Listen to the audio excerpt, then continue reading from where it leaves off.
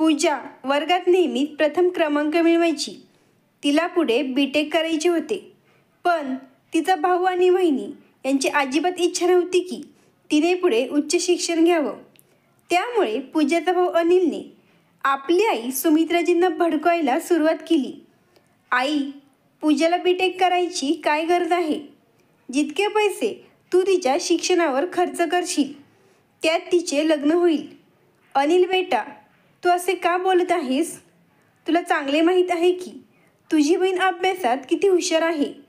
सुमित्राजींनी त्याला समजवण्याचा प्रयत्न केला, मात्र अनिल त्यांना पटवून देत म्हणाला, आई, तू माझे म्हणणे समजून घे. तिने बीटेक केले तरी त्याचा आपल्याला काही उपयोग होणार नाही. लग्न झाल्यावर ती तिच्या सासरी जाईल आणि जे कमवेल ते तिच्या सासरच्या लोकांसाठीच असेल. मग आपण तिच्यावर इतका खर्च का करायचा? सुमित्राजी रागाने म्हणाल्या, बघ बेटा, मी तुझ्या प्रत्येक गोष्टी ऐकते, पण याचा अर्थ असा नाही की तुझ्या प्रत्येक चुकीच्या गोष्टीला मी मान्यता द्यावी. तुला अभ्यासात कधीच रस नव्हता आणि आता जेव्हा तुझी बहीण आपल्या पायावर उभी राहून आपले आईवडिलांचे नाव मोठे करत आहे तर ते तुला सहन होत नाही. मग त्यांनी थोडं शांत होऊन सांगितले, अनिल बेटा, आजवर मी तुझी प्रत्येक गोष्ट ऐकली आहे, पण हा पूजेच्या भवितव्याचा प्रश्न आहे. त्यामुळे आम्ही तिचे शिक्षण अर्धवट सोडू शकत नाही. यावर अनिल रागाने म्हणाला, ठीक आहे आई, मग उद्या ती कॉलेजला गेल्यावर आणि काही उलटसुलट झाले तर पुन्हा मला दोष देऊ नको. सुमित्राजी ठामपणे म्हणाल्या, अनिल, मला माझ्या पूजावर पूर्ण विश्वास आहे. ती कधीही असे काही करणार नाही की ज्यामुळे आम्हाला मान खाली घालावी लागेल. आईच्या तोंडून बहिणीचे कौतुक ऐकून अनिल रागाने बडबडत आपल्या खोलीत निघून गेला.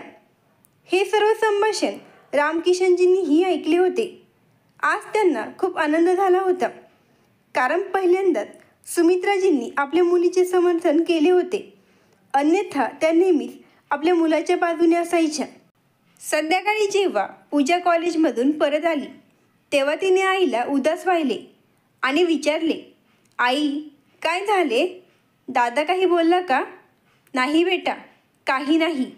सुमित्राजींनी विषय टाळला. मग त्या गंभीर स्वरात म्हणाल्या, बेटी, तू आजवर खूप मेहनतीने अभ्यास केला आहेस. पुढेही असाच अभ्यास करत राहा आणि स्वतःच्या पायावर उभे राहा. मला वाटते की माझ्या मुलीने शिकून चांगल्या नोकरीला लागावं, जेणेकरून तुला कोणत्याही गोष्टीसाठी संघर्ष करावा लागू नये आणि सासरच्या लोकांकडून तुला कधीही त्रास होऊ नये. अगं आई, तुला काय झाले आहे? तू माझा इतका विचार का करत आहेस? तू माझी अजिबात काळजी करू नको. बघ, एक दिवस तुम्हाला माझा खूप अभिमान वाटेल. असं म्हणत तिने आपल्या आईला मिठी मारली. पुढे असाच वेळ निघून गेला. पूजाचे बीटेक पूर्ण होताच एका नामांकित कंपनीत तिची निवड झाली. घरात आनंदाचे वातावरण पसरले होते. सगळे खूप आनंदी होते, पण पूजाचा भाऊ आणि वहिनी मनातून तिच्यावर जळत होते. गावातील लोक रामकिशनजी आणि सुमित्राजींना शुभेच्छा देत होते. एका नातेवाईकाने सांगितले की रामकिशनजी, तुमच्या मुलीने ते करून दाखवले जे तुमचा मुलगा करू शकला नाही. तुम्ही अगदी योग्य सांगितले होते की मुलगा आणि मुलगी यात काही फरक नाही. जर मुलींना शिकवले तर त्या देखील आपल्या आईवडिलांचे नाव उजळू शकतात. यावर रामकिशनजी अभिमानाने म्हणाले, तुम्ही अगदी बरोबर म्हणत आहात. आजच्या काळात मुलींना शिकवणे खूप महत्त्वाचे आहे. हे ऐकून दूर उभा असलेला पूजेचा भाऊ आणि वहिनी मनातून जळून राग झाले. पुढे एक आठवड्यानंतर आणखीन एक आनंदाची बातमी आली. पूजेची वहिनी सविता गरोदर होती. मग काय, संपूर्ण कुटुंब लहान बाळाच्या आगमनाची उत्सुकतेने वाट पाहू लागले. हळूहळू वेळ निघून गेला. आता सविता घरात कोणतेही काम करत नव्हती. ती पूर्ण वेळ बेडवर आराम करायची. इतकेच नाही तर सुमित्राजी स्वतः तिच्यासाठी जेवण खोलीत आणून द्यायच्या, जेणेकरून तिला कोणताही त्रास होऊ नये. एके दिवशी सविताने पूजेला आपल्या खोलीत बोलावले आणि म्हणाली, पूजा, तुझा भाऊ आणि मी रुटीन चेकअपसाठी डॉक्टरांकडे गेलो होतो. तेव्हा त्यांनी सांगितले की माझ्या गर्भधारणेमध्ये काहीतरी समस्या आली आहे, त्यामुळे मला 10,000 रुपयांची गरज आहे. तुला तर तुझ्या भावाच्या इन्कमबद्दल चांगलेच माहीत आहे. त्यांच्याकडे काही सेविंग नाही. पूजाला तिच्या वहिनीचे म्हणणे थोडेसे विचित्र वाटले, पण ती काही बोलली नाही. तेवढ्याच सविताने पुन्हा सांगितले, पूजा, आईबाबांना याबद्दल काही सांगू नकोस, नाही तर ते खूप चिंतेत पडतील.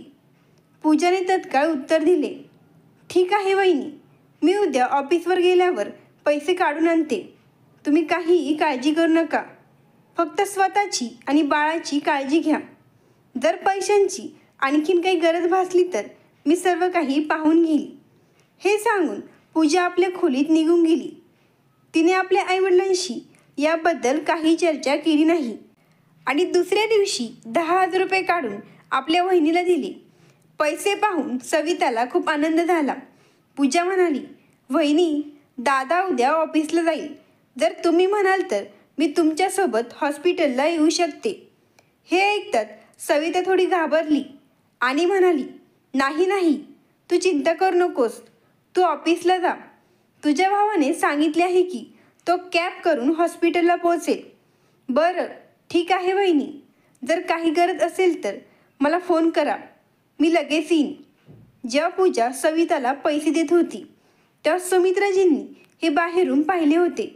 जसे पूजा आपल्या खोलीत गेली तसे सुमित्राजी तिच्या मागोमाग गेल्या. पूजाने आश्चर्याने आईकडे पाहिले आणि विचारले, काय झाले आई, तू माझ्या मागे मागे का आलीस? यावर सुमित्राजी गंभीर स्वरात म्हणाल्या, बेटी, खरं खरं सांग, तू सविताला इतके पैसे का दिलेस? एवढी मोठी रक्कम तू तिच्या हातात दिलीस आणि आम्हाला एकदाही विचारले नाहीस.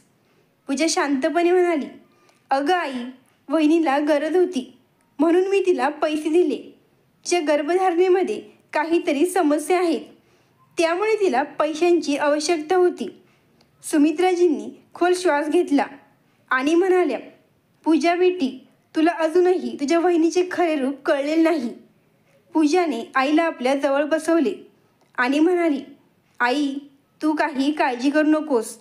पैसे पुन्हा कमवता येईल. पण जर मी पैसे दिले नसते आणि वहिनी किंवा तिच्या बाळाला काही झाले असते तर मी स्वतःला कधीच माफ करू शकले नसते. सुमित्राजी थोड्या शांत झाल्या आणि म्हणाल्या, ठीक आहे बेटी, काही हरकत नाही. आम्ही पैसे देण्यास विरोध करत नाही. पण पुढच्या वेळी जर तिने तुझ्याकडे पैसे मागितले तर आम्हाला नक्की सांग. ठीक आहे आई, पुढच्या वेळेस मी तुला विचारल्याशिवाय वहिनीला पैसे देणार नाही.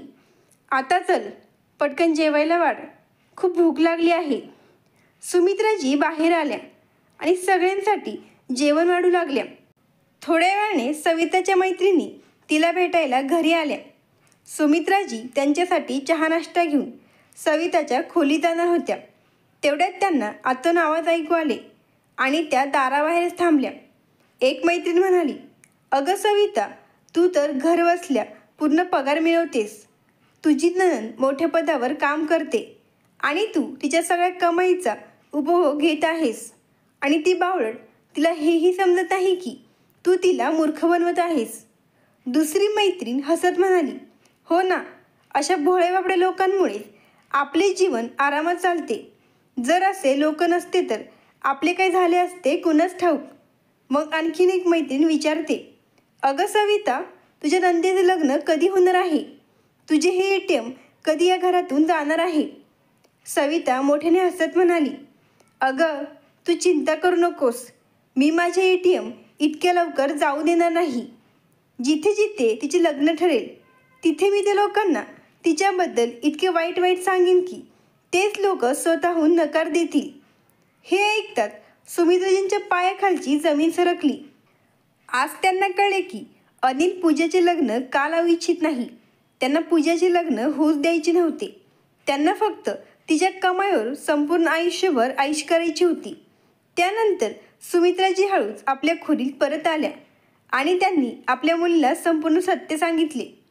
पूजाला विश्वासच बसत नव्हता की तिचा भाव आणि भाऊजाई तिच्याबद्दल असे विचार करत आहे.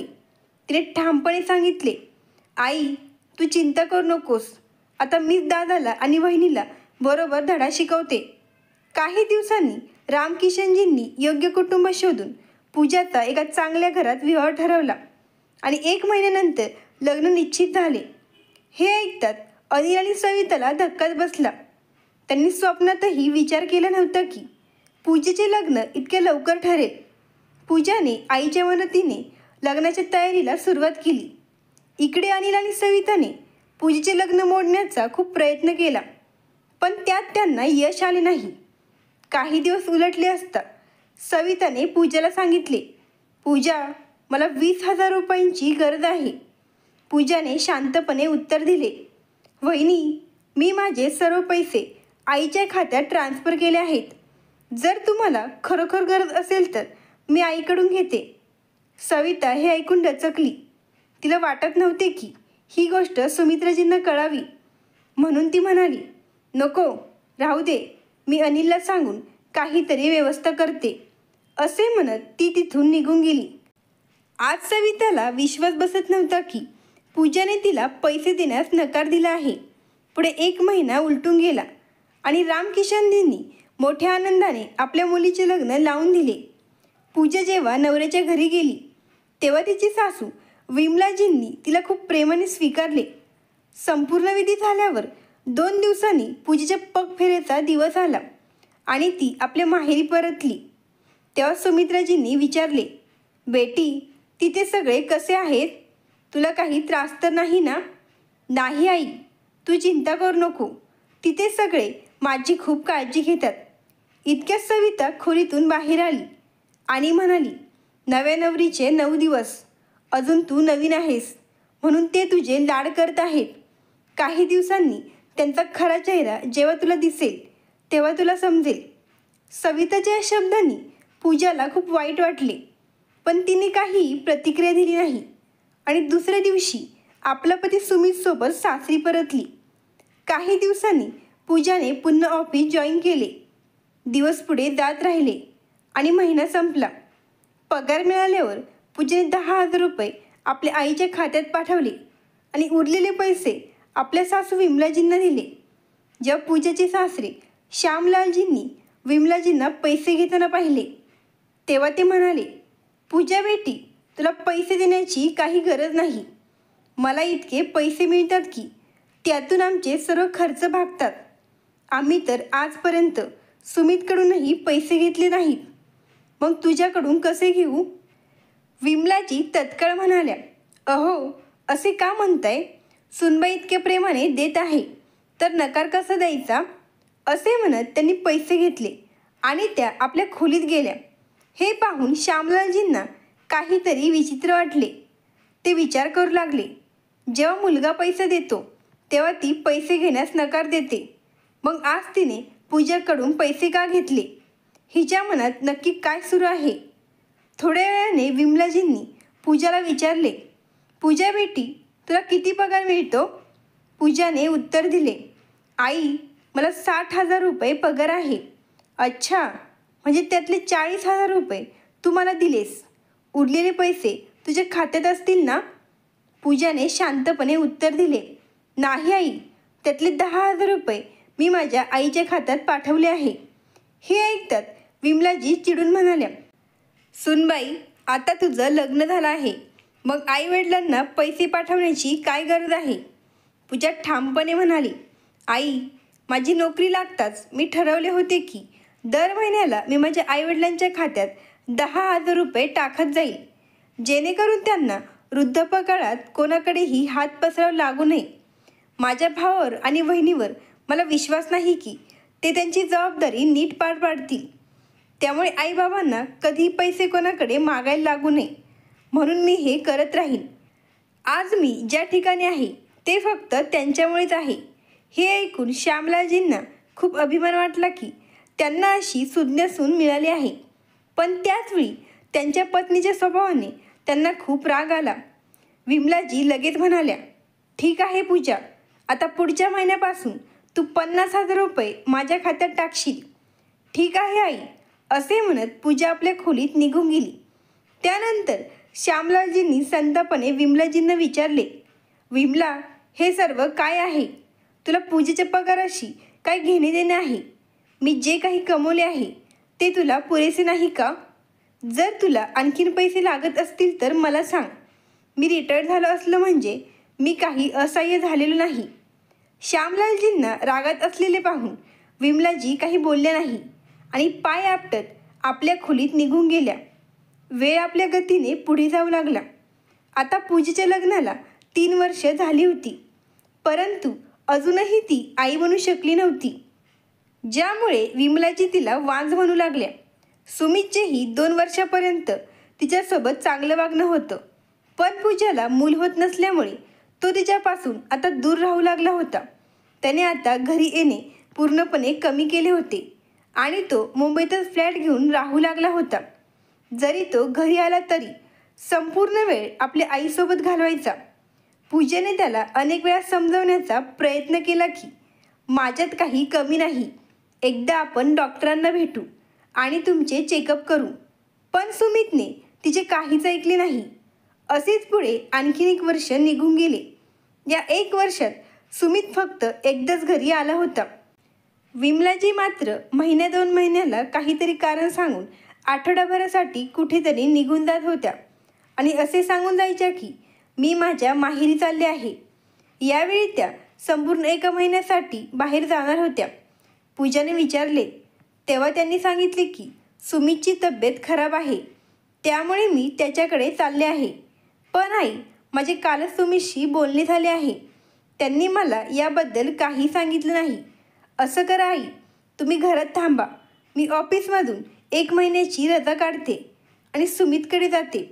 हे ऐकतात विमलाजी म्हणाल्या, तुझं डोकं खराब झालं आहे का?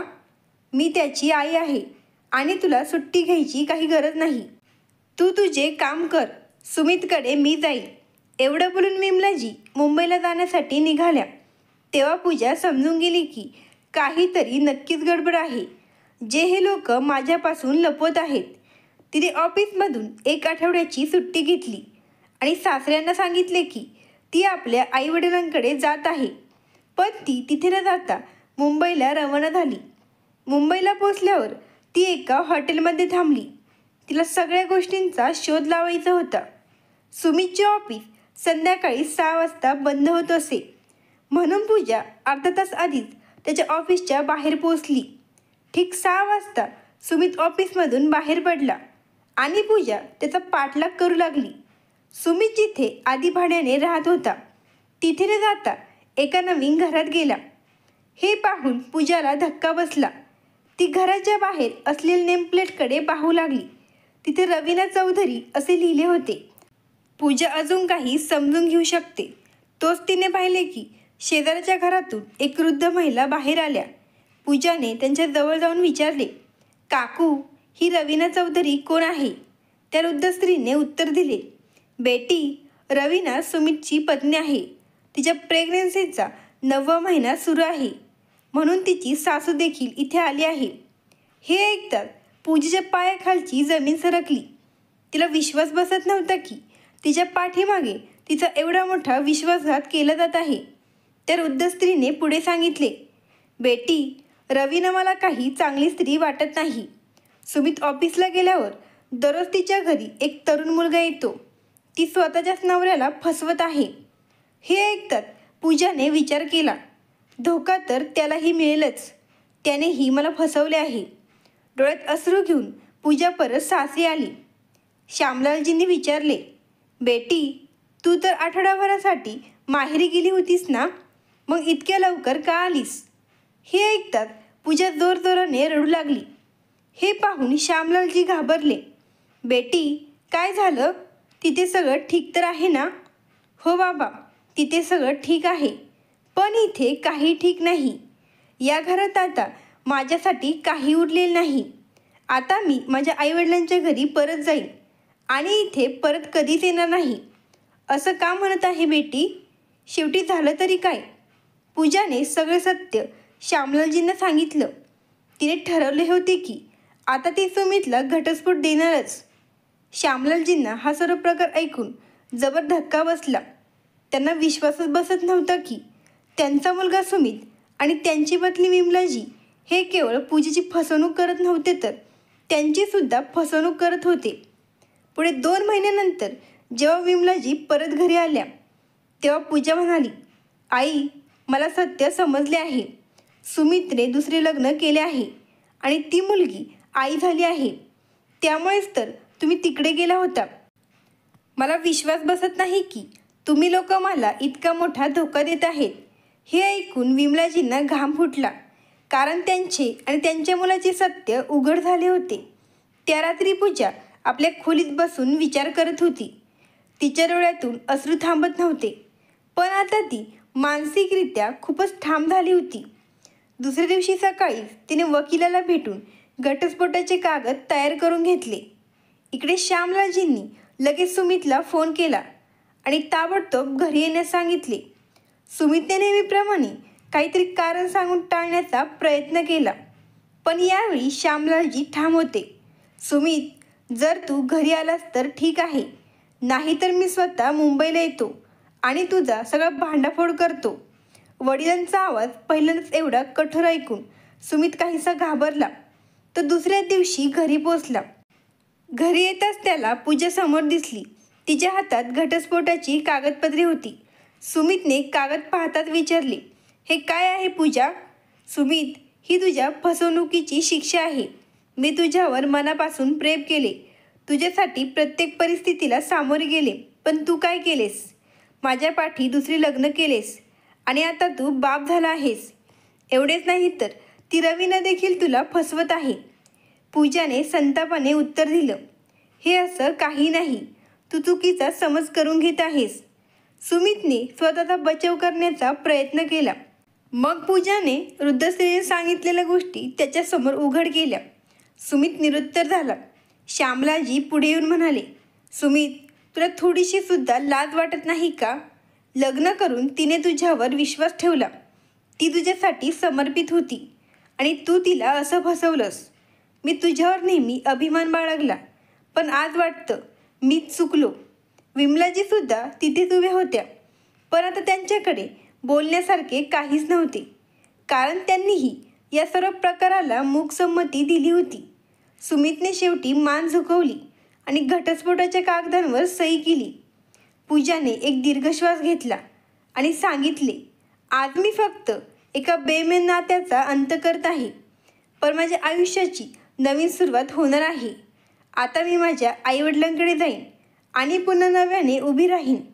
ती आपल्या सासऱ्यांकडे वळली आणि म्हणाली, बाबा, तुम्ही मला नेहमी चांगली वागणूक दिलीत.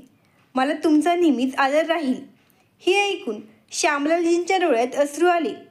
त्यानंतर पूजा आपल्या सामानासह घराबाहेर पडली आणि काही वेळातच आपल्या माहेरी पोचली. तेव्हा तिच्या आई सुमित्राजी दारात उभ्या होत्या. त्यांनी पूजाला अचानक सामानासह घराकडे येताना पाहिले आणि आश्चर्यचकित होत विचारले, बेटी, सगळं ठीक तर आहे ना? पूजा पुढे काहीच बोलू शकली नाही. ती थेट सुमित्राजींच्या गळ्यात पडली आणि जोरजोराने रडू लागली. तिच्या अश्रूंनी सुमित्राजी अस्वस्थ झाल्या. त्यांनी प्रेमाने तिच्या डोक्यावरून हात फिरवत विचारले, बोल ना बेटी, काय झालं? पूजाने घडली सगळी घटना सविस्तर सांगितली. हे ऐकता तिच्या आईवडिलांचेही काळीज तुटून गेले. पण जे होणार असतं ते टाळता येत नाही, हे सत्य होते. हळूहळू 1 वर्ष कधी निघून गेले हे कळलेच नाही. पूजेच्या कुटुंबाने तिला पुन्हा उभं राहण्यासाठी प्रोत्साहन दिलं. त्यांच्या आग्रहाखातर तिने आपल्या कंपनीत काम करणाऱ्या विकासशी दुसरं लग्न केलं. त्यासोबतच विकास एक वृद्धाश्रम देखील चालवत होता. पूजानेही आता आपल्या पगाराचा अर्धा भाग वृद्धाश्रमासाठी दान करायला सुरुवात केली. तिच्या दुसऱ्या लग्नाला 6 महिने झाले असतील. तेव्हाच तिला समजलं की ती आई होणार आहे. आज तिच्या आनंदाला पारावार नव्हता. ती मनाशीच विचार करत होती, ज्या उणीवेमुळे सुमितने मला सोडलं ती उणीव माझ्यात नव्हतीच. पण आता भूतकाळाचा विचार करून काही उपयोग नाही. काही महिन्यानंतर पूजाने एका गोंडस मुलाला जन्म दिला आणि त्याचं नाव तनुष ठेवलं गेलं. आता तिच्या आयुष्यात कोणत्याच गोष्टीची कमतरता नव्हती. तिचं जीवन आनंदाने पुढे जात होतं. एके दिवशी तिची जुनी मैत्रीण रचना तिला भेटायला आली. तिने सांगितलं, पूजा, आज मी तुझ्या सासू विमलाजींना रस्त्यावर भीक मागताना पाहिलं. मी त्यांना ओळखलं आणि त्यांना थेट तुझ्या वृद्धाश्रमात सोडून आले. हे ऐकताच पूजाला धक्का बसला आणि म्हणाली, तू कदाचित कोणाला तरी चुकून माझी सासू समजली असेल. त्या भीक मागतील हे शक्यच नाही. रचना म्हणाली, तुला विश्वास नसेल तर तू एकदा वृद्धाश्रमात जाऊन स्वतः पाहू शकतेस. पूजा त्याच्याने काही बोलली नाही, पण तिला सगळं जाणून घ्यायची तीव्र इच्छा झाली होती. त्यामुळे तिने ऑफिसमधून सुट्टी घेतली आणि ती वृद्धाश्रमात पोचली. आज जाऊन पाहते तर समोर विमलाजी बसलेल्या होत्या. त्यांना पाहताच ती स्तब्ध झाली. पूजाला पाहताच विमलाजींच्या डोळ्यात अश्रू तरळू लागले. त्या म्हणाल्या, पूजा प्लीज मला माफ कर. आम्ही तुझ्यासोबत खूप मोठा अन्याय केला आणि त्याची शिक्षा आज मी भोगत आहे. पूजाने त्यांना उचलून खुर्चीवर बसवलं आणि पाणी दिलं. त्यानंतर ती म्हणाली, बरं विमलाजी, आता मला सांगा नक्की काय घडलं ज्यामुळे तुम्ही इथवर पोहोचलात. पूजेच्या तोंडून आईऐवजी विमलाजी ऐकल्यावर त्या अजूनच व्याकुळ झाल्या. त्यांनी नम्रपणे विचारलं, बेटी तू मला आईही म्हणू शकतेस. यावर पूजा गंभीरपणे म्हणाली, नाही विमलाजी, तो अधिकार तुम्ही केव्हाच गमावला आहे. आता तुम्ही माझ्यासाठी फक्त एक साधारण स्त्री आहात. हे ऐकून विमलाजी अजूनच दुःखी झाल्या. त्यांनी सगळं मन हलकं करत सांगायला सुरुवात केली, पूजा जेव्हा तू ते घर सोडून गेलीस तेव्हा अचानक तुझ्या सासऱ्यांची तब्येत बिघडली. तुला तर माहीतच आहे की त्यांचे तुझ्यावर किती प्रेम होतं. तुझ्या जाण्यामुळे त्यांना जबरदस्त मानसिक धक्का बसला. त्यानंतर ते प्रत्येक गोष्टीचा माझ्यावर राग काढू लागले होते. त्यांना वाटत होतं की हे सगळं माझ्यामुळेच घडलं आहे. आणि एके दिवशी अचानक त्यांच्या छातीत वेदना सुरू झाल्या. मी त्यांना डॉक्टरांकडे घेऊन गेले.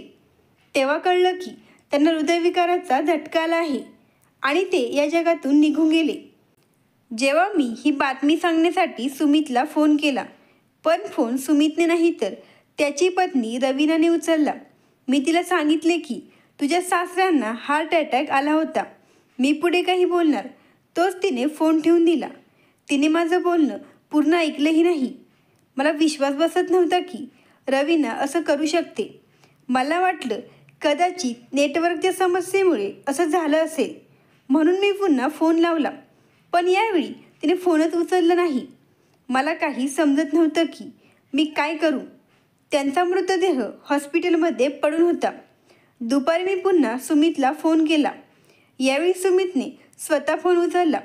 तेव्हा तो त्याच्या ऑफिसमध्ये होता. मी त्याला सांगितले की तुझे पप्पा आता या जगात नाहीत. ते ऐकताच तो रडू लागला आणि म्हणाला, आई तू काळजी करू नकोस, मी लगेच निघतो आणि हॉस्पिटलमध्ये येतो. हॉस्पिटलच्या बाहेर बसून मी रडत होते. साधारण 2 तासांनी सुमित हॉस्पिटलमध्ये पोहोचला. त्यानंतर आम्ही तिथून त्यांचा मृतदेह घरी घेऊन आलो. सुमितने रवीनाला फोन करून कळवलं होतं की त्याचे पप्पा आता या जगात नाहीत, पण तरीही रवीना आली नाही. त्यामुळे सुमितला तिचा खूप राग आला. साधारण 1 आठवड्यानंतर रवीना आपल्या मुलासोबत घरी आली. तेव्हा सुमितने तिला रागाने विचारले, आता इथे काय करायला आलीस? जा तिकडेच राहा. रवीना नाटक करत म्हणाली की तिची तब्येत खूपच खराब झाली होती आणि ती सुमितला तिच्या तब्येतीबद्दल सांगून त्याला चिंतेत टाकू इच्छित नव्हती, म्हणून ती आली नाही. सुमितने तिच्या बोलण्यावर विश्वास ठेवला आणि तिला माफ केलं. 2-3 दिवसानंतर रवीना म्हणाली, सुमित आत्या इथे एकट्या काय करणार? आपण असं करू, हे घर विकून टाकू आणि आत्यांना सोबत घेऊन मुंबईला जाऊ. हे ऐकून मला खूप आनंद झाला की रवीना मला त्यांच्यासोबत मुंबईला नेत आहे. सुमितने घर विकण्यासाठी 2-4 लोकांशी चर्चा केली आणि अखेर 40 लाख रुपयांना घर विकलं गेलं. पण ते सर्व पैसे रवीनाच्या खात्यात जमा झाले. मला याची जाणीवही नव्हती की रवीना आम्हाला अशा प्रकारे फसवेल. पूजाने विमलाजींचं बोलणं मध्येच तोडत सांगितलं, विमलाजी मला देखील याचा अजिबात अंदाज नव्हता की तुम्ही लोक मला असं फसवाल. तेव्हा विमलाजी म्हणाल्या, बेटी असं म्हणतात की आपल्याला आपल्या कर्माची फळं कधी ना कधी मिळतच असतात आणि आम्हाला आमच्या कर्माचं फळ मिळायला सुरुवात झाली होती. घर विकल्यानंतर मी सुमित आणि रवीनासोबत मुंबईला आले. काही दिवस सर्व काही व्यवस्थित होतं, पण नंतर रवीनाने आपला खरा रंग दाखवायला सुरुवात केली.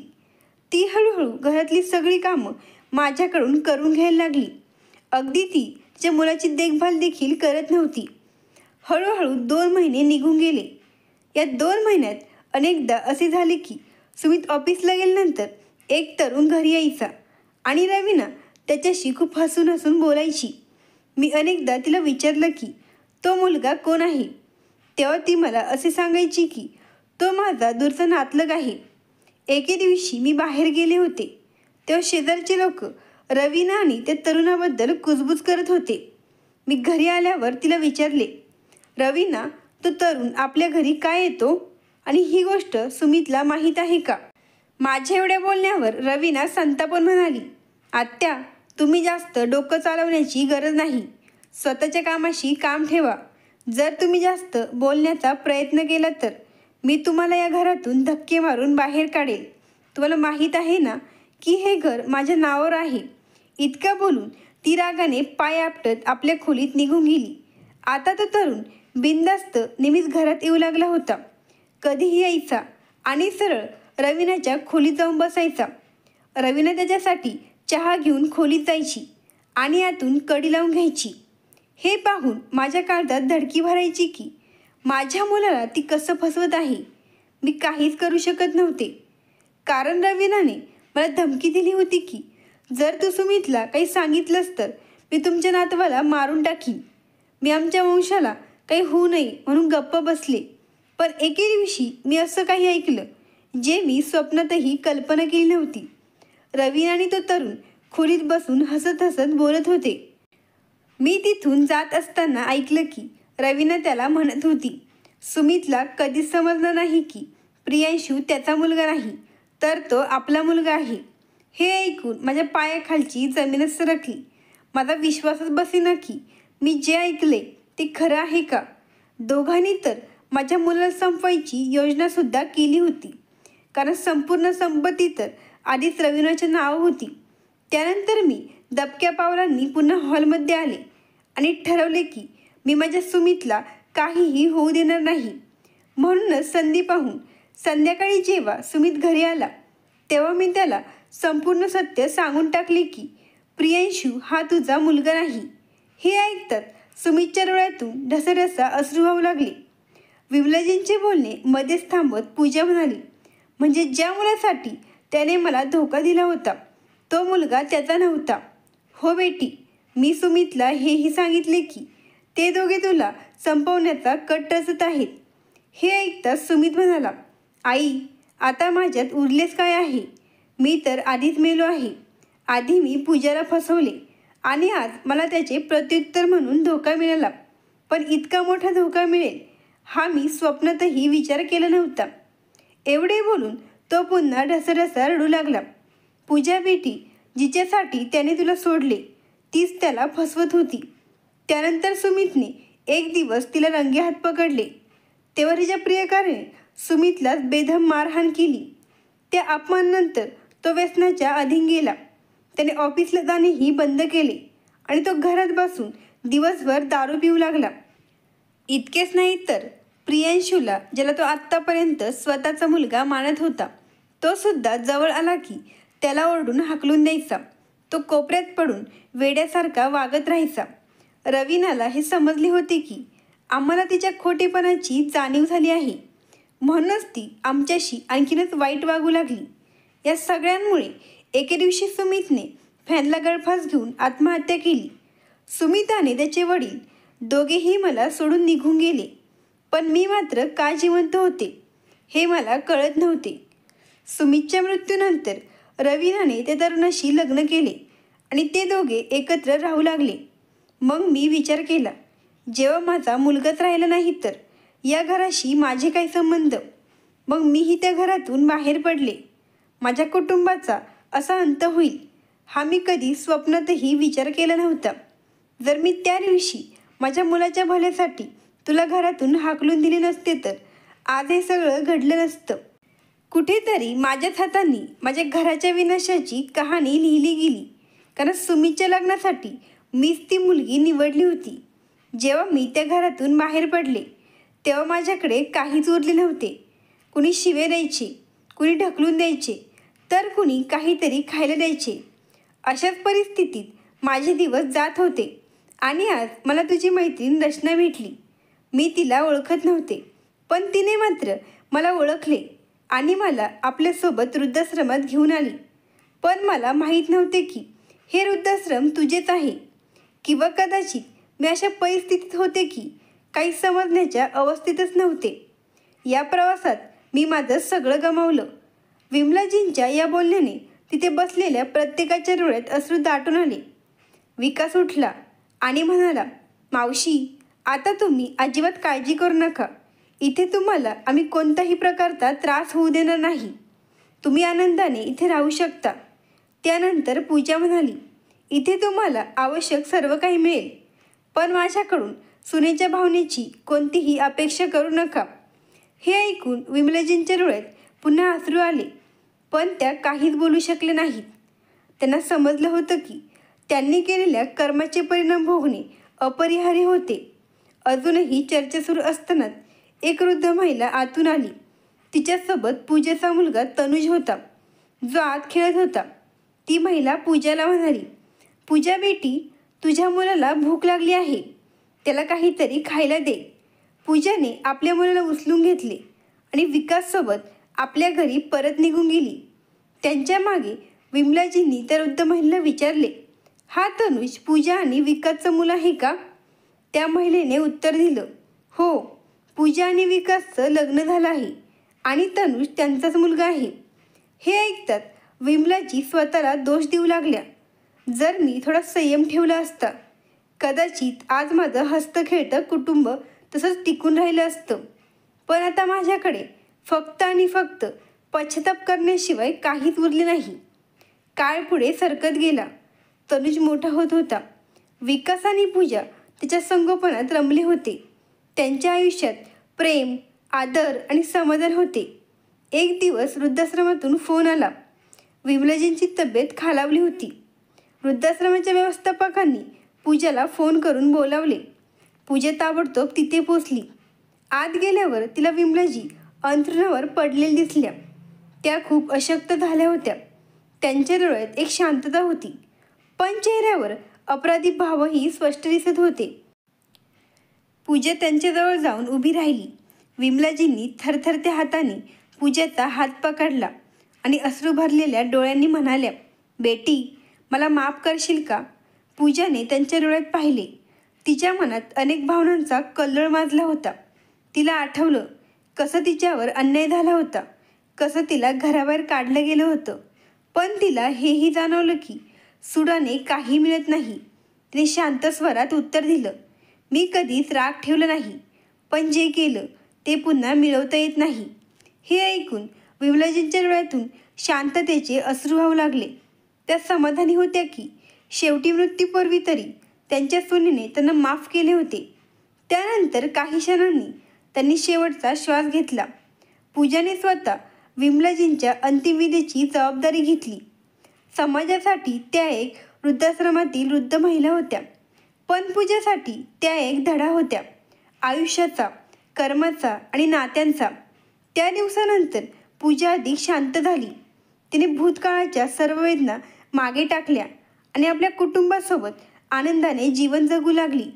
कारण तिला माहीत होते की क्षमा करणं हेच खरं मुक्तीचं लक्षण आहे, पण विसरणं प्रत्येकाच्या हातात नसतं. मित्रांनो, जरी कथा आवडली असेल तर लगेच सबस्क्राईब करा. धन्यवाद. आभारी आहोत.